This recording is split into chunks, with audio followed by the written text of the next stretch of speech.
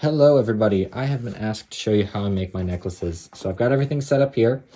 First thing you'll want to start off with is a mold, something like this. I have just a big sheet of like plastic I cut up and then I score the edges and I can bend it up easy enough. Next you'll want to take whatever you want to put in the resin, anything works. I use wood, I really like burl wood. I'll show you what that looks like in just a second. But what you want to do is make sure you super glue it. I put scores in the bottom of this plastic because otherwise the hot glue will not stick. So I score the bottom and then I stick it in and then it stays. Otherwise, if you're using wood like I do, it will float. The resin will make it float and then it just throws off everything. It doesn't look as good, I think. Next, you want, of course, resin, some things to mix it in. And then for the color, I use very fine powder. My recommended, well, at least what I've used so far for resin is Nick Pro. I really like Nick Pro. It also came with this, so that's very nice. Very fine glitter.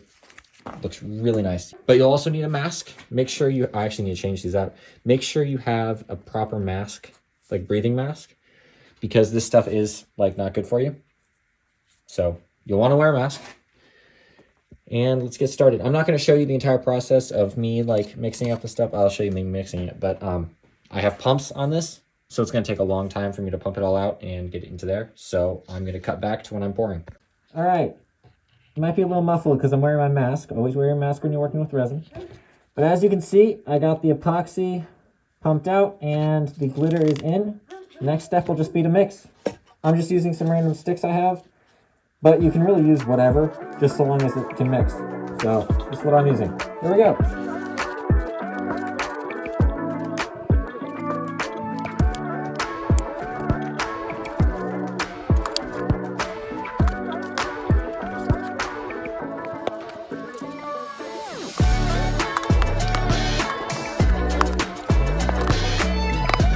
Okay, now that we got these all mixed up, I will explain this while I pour these. So, this thing is a pressure pot for those who don't know. A pressure pot, well, it does exactly what it says its name is. It just forces a ton of air into a small space and makes the pressure go way up, which gets rid of all the bubbles. You don't have to have a pressure pot. Some of my first ones did not have a pressure pot that I used. So you really don't need it. It just is nice because it'll get rid of all the bubbles and you don't have to worry about it.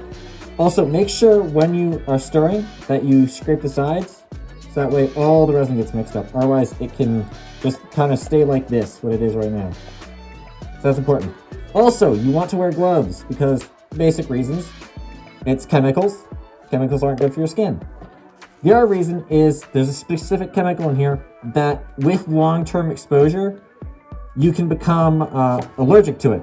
So even if you just get near it like this, you'll just like have a reaction. So you want to make sure that you don't do that. You want to wear gloves. And I'll explain more about this when we use it. So for now, time lapse.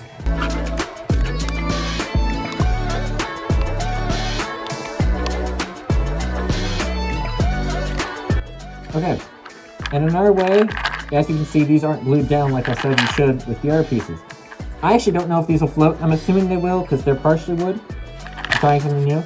But I am going to use a block of wood and some tape to just force them down. So, let's keep going.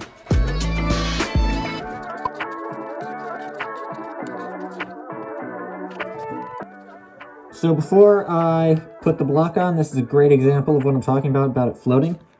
You can see right there that this piece is floating up. And the other pieces in there aren't because I glued them down, so it's important to do that unless you want them all floating up. But then the bottom layer is just resin. And that's not very fun, so.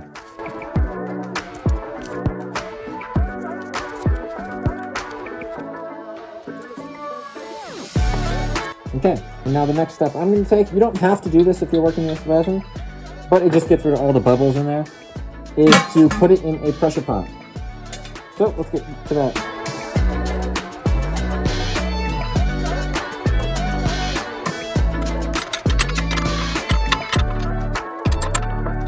As you can see, I actually tightened this up too much, so I couldn't get this one on. It's getting pushed down, and it also just needs to be loosened a little bit. There we go. It's best to do it even on both sides, so that way one side doesn't get like lifted up too much. It's very important you get this tight. And if you plan to do one of these, make sure you look up videos, watch tutorials, because this thing is a bomb. Do not do this at home. I am good at this, so just be careful. Make sure you check the instructions. There's plenty of videos online explaining how to use these. If you know somebody who knows how to use these, ask them to help you your first couple times. My dad helped me with this. He knows how to use these. So just make sure you do this safely.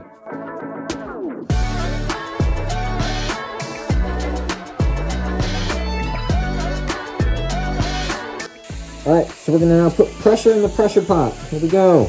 Put this up. Open up the valve. Now we can start turning this. This will let pressure in here. There we go.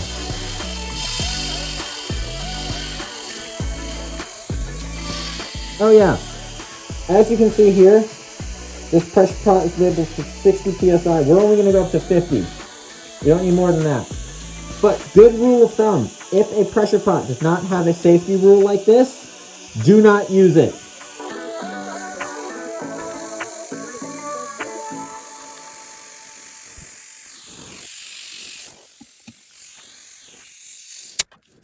There we go.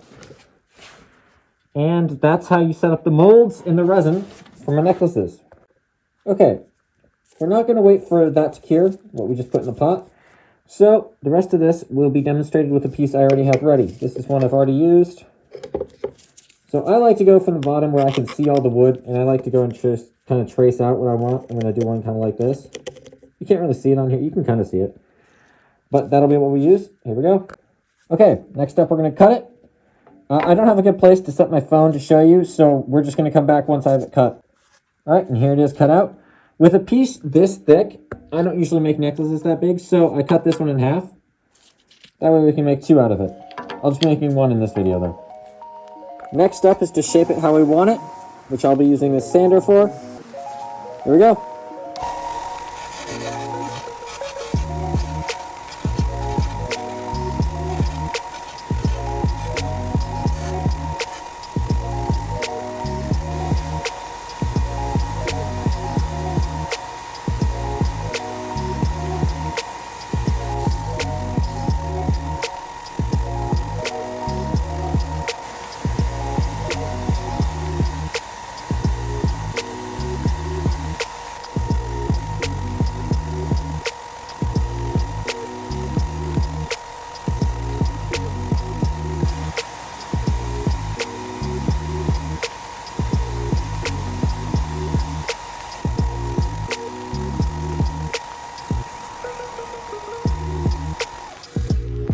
And it's important to remember to wear a mask while you do this and gloves, because again, you can become allergic to resin and you don't want plastic in your lungs. So, but this one's looking pretty nice so far. All right, next up is sanding. I've taken off the mask now because this part doesn't really get too much dust in the air. Because when you're sanding this, I found that if you don't use water on the sandpaper, like so, it will scuff, like the wood part will scuff into the resin and it just doesn't look good. So you want to make sure you go ahead and use some water on there. And then you just start sanding. I mean, I usually leave a flat side on these. So you sand that side first.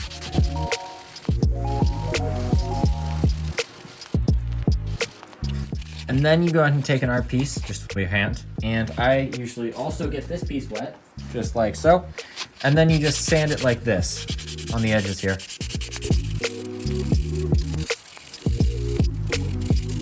An easy way to check for edges you missed, as you can see here, this is looking much rounder. And this side still has like those edges from when I used the belt sander. But you can use the light reflection to check and see if it's a nice smooth surface all the way across. The light beam will cross just in the one spot. But as you can see, it kind of jumps around a little bit, which means I still have more sanding to do on this side.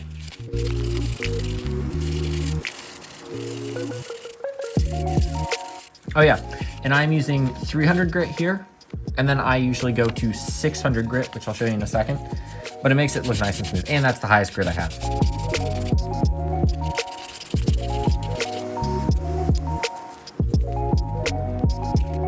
There we go, I'd say that's pretty good. As you can see the difference already from that side to this side.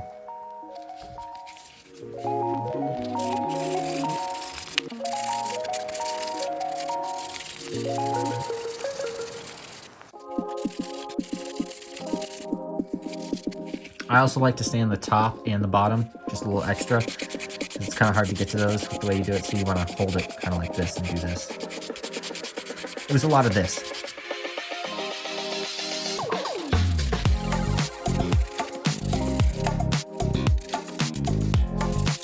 All right, and then we check it over.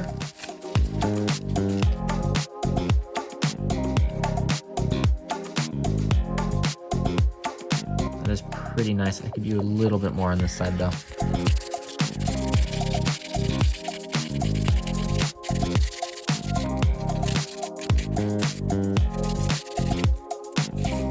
There we go.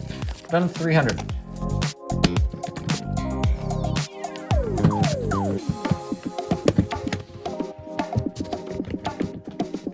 Alrighty, here we go. It's looking pretty good. This is the 600 grit here. And as earlier I said I would show you what a burl looks like, because this is burl wood right here. All of mine are made out of burl wood. So you all know what a tree looks like. Here's what a burl will look like. Not exactly like this, but basically it'll just be a giant lump on the tree. That is a burl. If you don't know what it is after I explain it like that, that wasn't the best explanation. You can look it up. They'll give you nice pictures online. So back to sanding on here though. Before, we need water.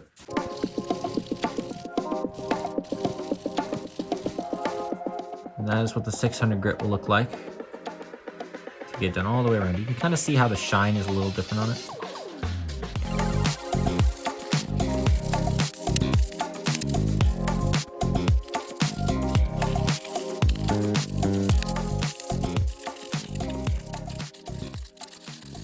There we go, sanding done. Let's go and get this cleaned off of all the dust and wood particles. There we go. That's what it looks like. I'd say that turned out really well.